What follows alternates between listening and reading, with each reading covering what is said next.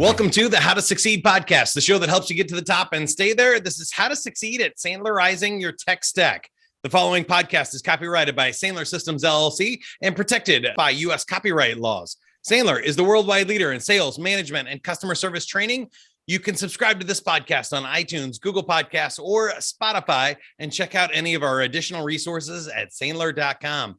I'm your host, Mike Montague, Director of Community Engagement at Sandler, and my guest this week is Jody Williamson, an award-winning Sandler trainer from Chicago and author of The Contrarian Salesperson. We're going to ask him about Sanilarizing your tech stack.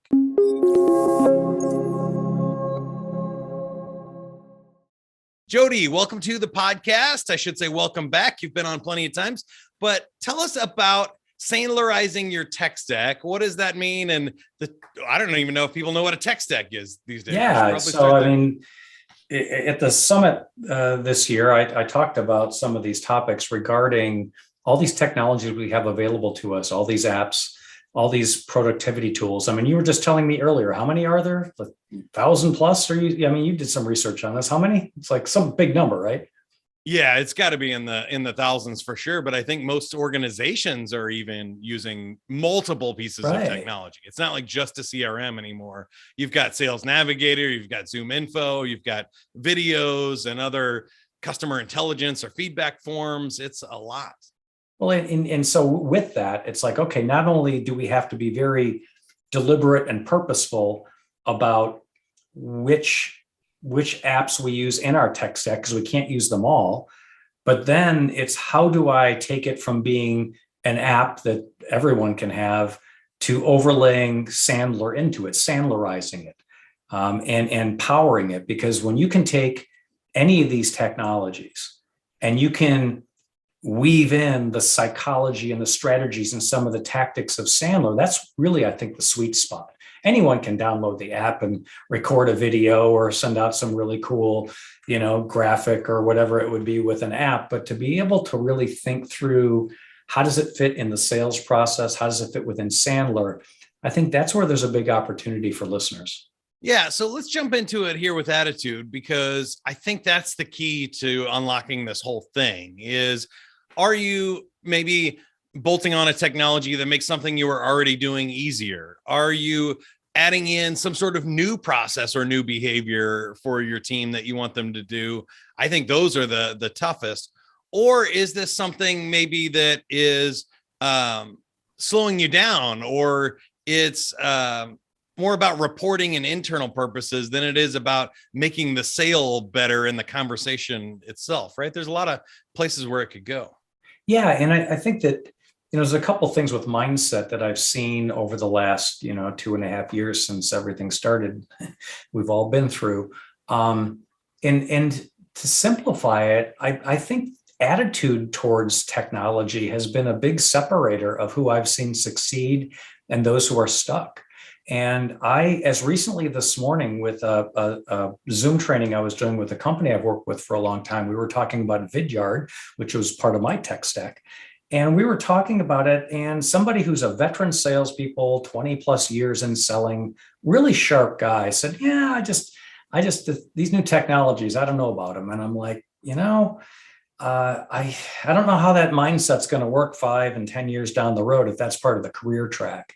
And so I think part of the mindset part we talk about all the time is just overall attitude towards technology. Is someone open? Is someone thirsting for it? Are they tech curious, which leads to digital fluency? Or are they tech reluctant, which leads to this either shutting down or this kind of half effort towards applying it, and then applying it at such a low level that it's not going to work, and then saying, see, it doesn't work. So it's this weird place we're in. And I've seen that I have enough data and evidence just with people I work with that it's that simple. It's the attitude towards technology really is that kind of that linchpin. It's pretty interesting to watch. I've kind of noticed two things there. One is technology seems to make good salespeople better and bad salespeople worse. That if you were annoying on the phone, you're even more annoying in an email or in a direct message in social media. Yeah. if you were really helpful and bringing value and stuff in person, you're probably leveraging these technologies in a way that brings value and enhances the sales process. The other thing I wanted to highlight there in attitude was one of our new Sandler rules. We have a new book out this year, and we added a rule about technology, which is use it to engage, not to hide. So I think we also see that with good salespeople use this as a new method to connect with another human being. Bad salespeople use it as a way to hide from an awkward conversation and get out of maybe some of the calls they were trying to make or something like that. Yeah, no, I see that. And I think it really comes down to, and I like the way you phrase that, is that I think technology really, a mindset of technology is a multiplier. If I go back 10 years for those listeners who have been in sales a while, 20 years, whatever the time frame is, there's never been a better time to be in selling than right now when it comes to, I have technologies that can multiply my impact. I can be in multiple meetings in multiple time zones on the same day. I can get to multiple decision makers in multiple locations in the same company in the same hour. I can efficiently reach multiple people using automated technology in a cadence where they have automated touch campaigns and drip campaign. I mean, it's so fascinating to see that those who then, to your point, they take this, they take what they had already and they're just multiplying it. They're saying, okay, I was pretty good at questioning. I was pretty good at working with pain and diagnosing needs. I was pretty good at reaching decision makers, but now I'm turbocharging it. I'm just amplifying what I can do. And I think that's another mindset and attitude is if I look at technology as a multiplier, it just multiplies my impact on the world. I can be in front of more people more efficiently. And I think the ones who are looking at that, and especially people newer in their careers who have a longer runway of their career, it's like, this is going to be huge. And being able, I think there's a lot of people now who are selling regionally or maybe nationally that within 10 years in their career track, they're going to be global salespeople. They'll be all. Yeah, I think that's really cool. I totally agree with that. I wanted to ask you one more thing about attitude, though, is for the leaders themselves, because I think a lot of VPs of sales managers or owners need to think about what tech they bring into their company. And if you're not large enough to have a CTO, there's all sorts of integration issues, but I think there's also productivity issues. Do you want your sales team spending more time dealing with technology or talking to clients, or what is actually helping them versus hurting them in their sales process? Any thoughts on how leaders should think about technology? Yeah, I mean, it kind of goes back to what you said before. If it can amplify problems also in leadership. You know, if I have poor accountability structures or poor internal processes, I'm just making it worse by applying a technology I thought was going to fix it, and the underlying problem is something else. But yeah, I think it goes back to that lens of a mindset towards what's the technology meant to do. If it's meant to multiply my effect as a leader for my sales team, if it's ultimately to help my sales team multiply its effect on creating value in the world, and that's ultimately how we grow our sales, if the technology becomes that hindrance, I mean, so many are using CRM to a level where the salespeople have to spend, an hour and a half a day at the end of a long day putting in stuff. And it's like stuff that no one's going to ever read, something no one's ever going to use. And so I think that part of what leaders have to do is they have to keep looking at how do I simplify this as a way that salespeople not only can help themselves multiply, but they also see the value. So often the technology from a leadership perspective becomes, okay, we're going to do this because we bought it. It's like, okay, I guess, but I think that much of the technology adoption I've seen from a leadership company-wide perspective comes with starting with the why and what's in it for each person versus it's a company directive. But it's always and the other thing I think it falls in line with what we do with this with our sales training is that I don't think it's any different when there's a new technology brought into a company. They do a 1 or 2 day training. Okay, we learned it, now go do it. It's like, we know that doesn't work with our methodology. It certainly doesn't work in the technology either, because it's just not the way people apply and learn and continually improve. So Yeah, Yeah. it's a multiplier, but it can also be a complicator. Well, I think you hinted at it too. I just wanted to add on that if you're not using it yourself as the leader, that's probably where you should start. That if you're Yeah, not checking the CRM, then nobody's going to enter anything into it. If you you're got not it. using Zoom to hop in and do more virtual ride-alongs than you were doing live ride-alongs 3 years ago, you're missing out on something. If you're not looking at the call analytics, why are we using Gong to record all these calls if nobody's coaching to it or nobody's reviewing them? So making sure you use it first, even sending a Vidyard internally to your team about, a stand-up or an announcement you have to make. I think all of those are examples of how you as the leader can, set the standard for your team and the expectation for their attitude towards technology. So I think that takes us to behavior and how we do the right thing at the right time with technology. And this can be a little messy too. Yeah, I mean, it's especially when it comes to newer technologies. I find that if a couple things with Cookbook is that if it's not made into some kind of behavior and then really worked in the behavior in the area of time blocking and time boxing, whatever term we're using, there's interchangeable in many ways, that people aren't going to adopt it, or they're not going to get to it. I think one that I see regularly that's kind of low hanging fruit is LinkedIn. LinkedIn, as of I think April, has now 828 million people registered to the platform. So it's close to 1 billion people. And one of the stats that I shared at the summit was a couple is 92% of buyers want to work with a thought leader, was one stat. And another one was that 84% of C-suite decision makers go to social media before they make a decision. So you put those two together, C-suite higher level decision makers are actually going to social media, and they're probably not going to Facebook, I'm guessing, in a B2B setting. So they're going to something like LinkedIn, plus 92% are saying we want to deal with a thought leader. Well, what better way to be a thought leader outside of getting in front of a lot of people, which is not always as multipliable? What about posting on LinkedIn? So smart, purposeful, value-creating posting on LinkedIn is clearly something that will help with engagement. Yet if you look at the 820 whatever million people, 3 million people post something once a week.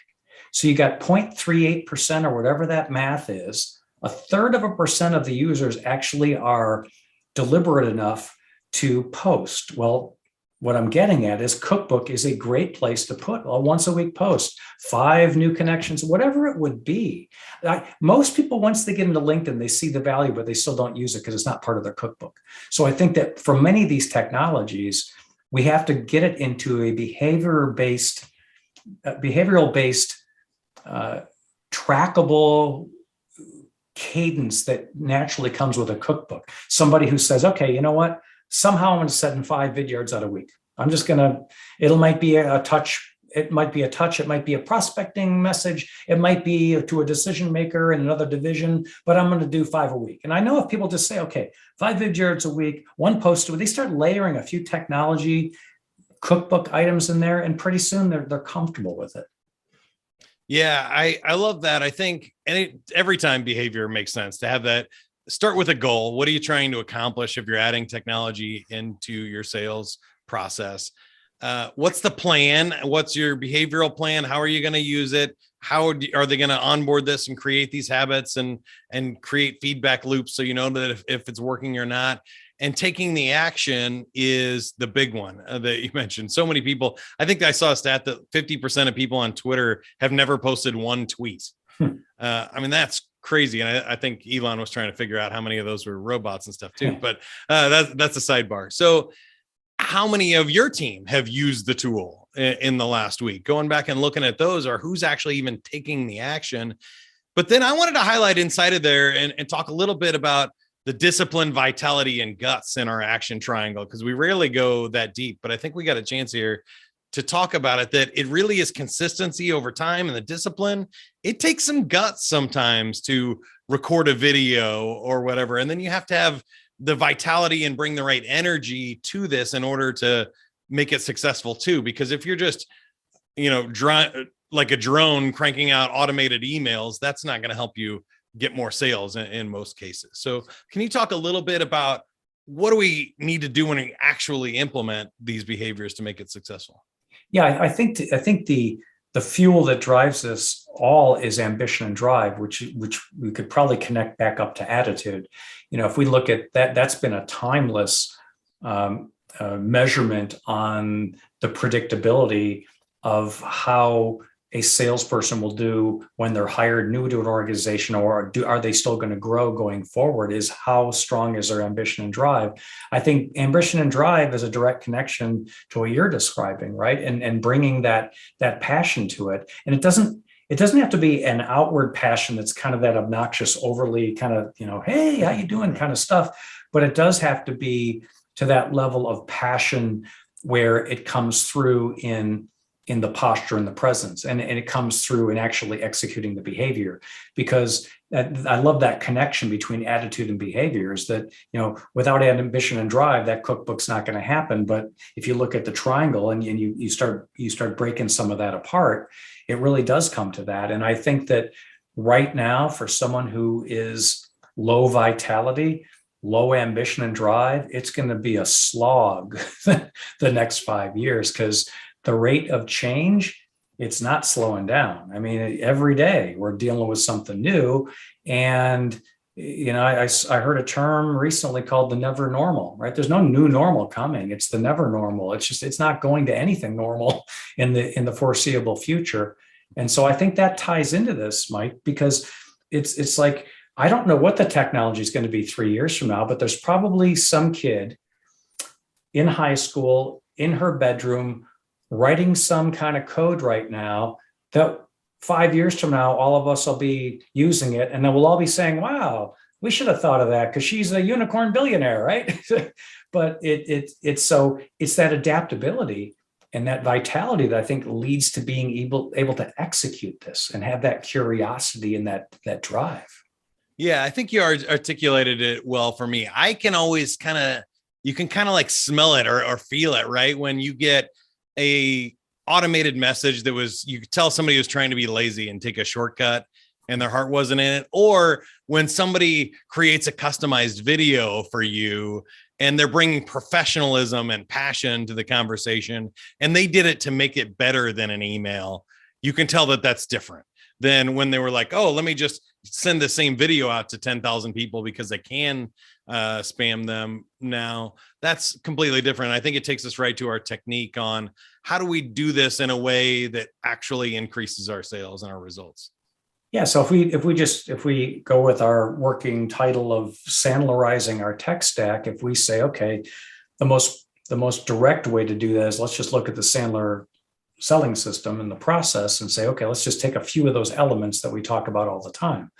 If we look at bonding and rapport, we could say, okay, what does that have to do with sanilarizing my tech stack? Well, if bonding and rapport, if a byproduct and a goal of that is trust and credibility, I think it has everything to do with how we can multiply that.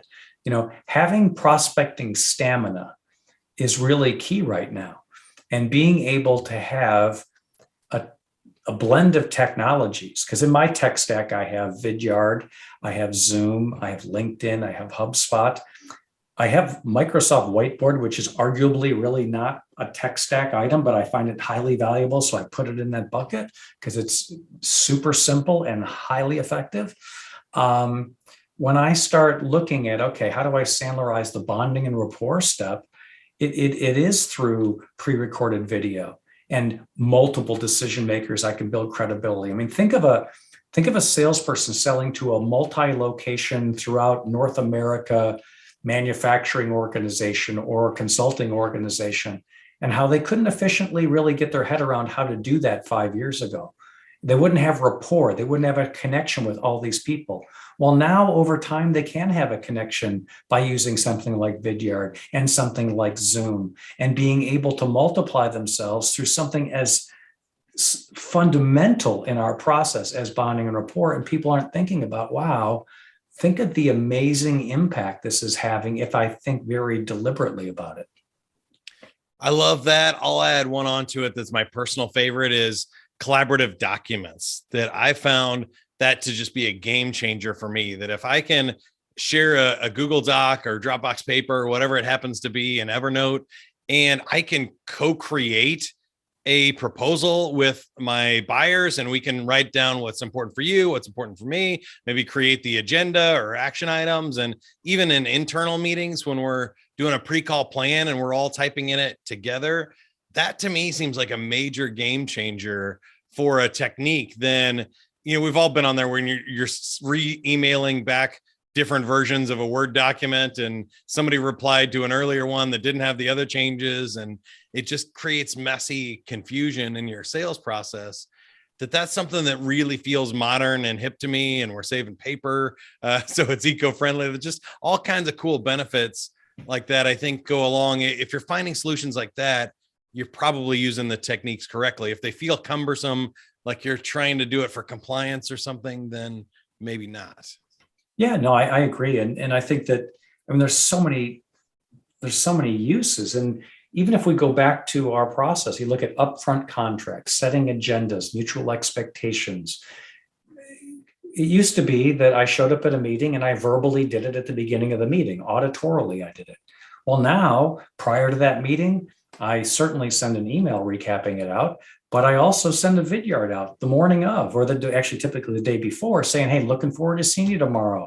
And then I go through the upfront contract. Here's what we're looking to cover. Anything that I'm missing, anything you want to add. Think about how amazing that is. And then when I have multiple decision makers attending a meeting, and anytime we have multiple decision makers attending a meeting, we typically haven't met all of them. It's usually, hey, we know one person, they're bringing other people in. Well, think about how I can send an upfront contract Vidyard out, a pre-recorded video, and I send it to the entire group. Now I'm also going back to that other step of bonding and rapport, because they're getting a sense to my style by watching me in a pre-recorded video talk about the agenda for the meeting. They are meeting me. It might be one-way communication, less than ideal, but they're getting a sense of who I am as a person just by watching a 60 or 90-second upfront contract in Vidyard. So it's that very simple application of applying Sandler into the tech stack that I find people now saying, okay, this is actually simplifying my tech stack, because now I'm taking the mystery out of how to use it. If I just take Sandler and start plugging it in, it kind of becomes way easier to think about, what do I record in the video? How do I run the Zoom meeting? Well, you do a visual upfront contract and an auditory upfront contract. Well, how do I get pain? Well, you used to just auditorially say, well, here's the kinds of pains we fix. Well, now you pull up a screen share and you show some visuals of what the pain looks like in your world. You do a whiteboard and you write the pains so they visually can see them, not just auditorily hear them. And so it's all these thoughts around every single step. It's like, okay, what can I use there in this tech stack? Can I use in HubSpot? Can I think about how the decision step in cast of characters works and how often I do a touch campaign to multiple decision makers? Yep, HubSpot will help me with that. It'll multiply. Yeah, I was thinking the same thing. If you're not using LinkedIn or Zoom Info to figure out the cast of characters and decision making, I think you're missing out on information that is readily and publicly available on the company you're calling on, especially in enterprise sales. But really, for anybody, there's plenty of information on everybody that if you want to do a little pre-call research on pain, budget, or decision.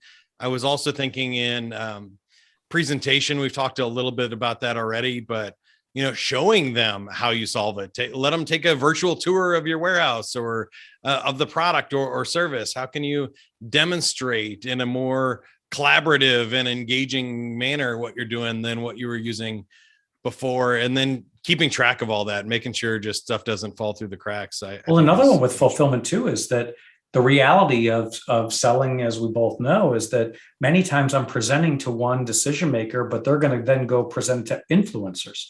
Now, I know that the way it's supposed to work is I get everyone in the same virtual room or real room. But the reality is, even if we line that up, someone's going to miss the meeting. So now I'm relying on that person to take my information and be able to convey it to the same level that I can. Well, it's never going to happen. Well, now I can do a couple things. If I'm doing a proposal and it's in writing, I can do a Vidyard overview of the proposal on the first page of the presentation. Or I can, at the end of the presentation, I can then do a recap overview of what we covered in the proposal and send it to everyone on the distribution list, not the 2 people who made the meeting, and I can get the 3 people who missed it. So once again, it's like, okay, I've got the fulfillment step. Because here's the problem with presentations, like the presentation meeting. It happens and it's in the ether. It's like gone. It's like in the air somewhere, right? We both have a radio background, right? We know that, hey, it's cool, but it's gone. It's like, but imagine now we take this presentation and it has a shelf life and it can be distributed and they can watch it a couple times. And then to your point, there's that little thing in the plant where they show how something works, and they walk down the hall to an influencer and they say, hey, I know you weren't in the official buying process, but what do you think of this? This was part of the presentation. Does he think this would work in our facility? It's like, wow, that is amazing. The people I'm touching, right? I'm able to get the multiple cast of characters. I'm able to build rapport. I mean, it flows through everything. But as I said, I think the way that people have been thinking about this to simplify it is, let's look at the core 7 steps of the Sandler system, and then some of the side issue, like areas around BAT, and then tools like LinkedIn levers and things like that. But to really simplify it, we've got these steps in every single tech stack. Every part of my tech stack, it's like, how does this fit? How does this fit? I'll add on one more, and I think you'll have a thought on this one, because I know you like to do a pain survey. I think that's a cool one to do electronically. You can get a gauge on where your prospects are at, and even a basic survey monkey poll of, on a scale of 1 to 5, how important is this right now? Or how bad is the problem that you're dealing with? Especially if you have multiple decision makers or a large organization, getting 20 people to take a quick survey and say how important this is really gives you insight when you go in for the conversation of, 9 out of 10 of you said this is a level 10 problem. Should we start here? That immediately leverages technology to make your conversation better than going in and guessing about what you think is important to them. Yeah. So, and you hit on a couple of cool ideas there. I mean, one is certainly using something like SurveyMonkey or whatever the tool is going to be, but then taking it into a tech stack and summarizing that in a Vidyard and sending it out as a prep, as a bit of a teaser, right? It could be like, hey, group, got the results back. A couple of key highlights I saw were pain A and pain B. More to come for our meeting next week. Got some thoughts here. Way more to go. I mean, talk like I'm on the edge of my seat. I'm showing up at that meeting. So yeah, it's really, and it goes back to your thought on cookbook too. If I'm making this a behavior that I log in there, I'm going to do X Vidyards a week, X number of LinkedIn activities a week, X number of HubSpot entries, or some kind of sequence, or some kind of whatever it's going to be. It makes it. It takes the choice out of, should I use this tool this week, to like, it's in my cookbook. I got to do something with it. I might as well do it on this call. Yeah, I love that, and I think. We've gone a little bit long, so I think it's time to wrap it up for everybody. Jody, based on Sandlerizing your tech stack, what is one attitude you would like people to have? Technology is a multiplier. And one key behavior or thing you would like people to do? If I picked one for cookbook, it would be LinkedIn post and communication. And the best technique, tool, or hack to use? That's a tough one for this one. You put me on the spot here. I think Vidyard for pre-meeting upfront contracts and post-meeting recaps. That's low-hanging fruit. It's easy to do, and it has a quick impact. I appreciate it. Once again, that's Jody Williamson, longtime Sandler trainer from Chicago and author of The Contrarian Salesperson. If you haven't checked out that book, go to amazon.com or shop.sandler.com and get your hands on that one. For more information on Sandler, you can get any of our free resources at sandler.com or sign up for a virtual summit. See what we do live and in person at the Sandler Summit in Orlando as well. You can subscribe to this podcast, send it to somebody that needs to hear it. But thank you for listening. And remember, whatever you are, be a good one. The How to Succeed podcast is brought to you by Sandler, the worldwide leader in sales, management, and customer service training with over 200 locations. For more information, visit sandler.com.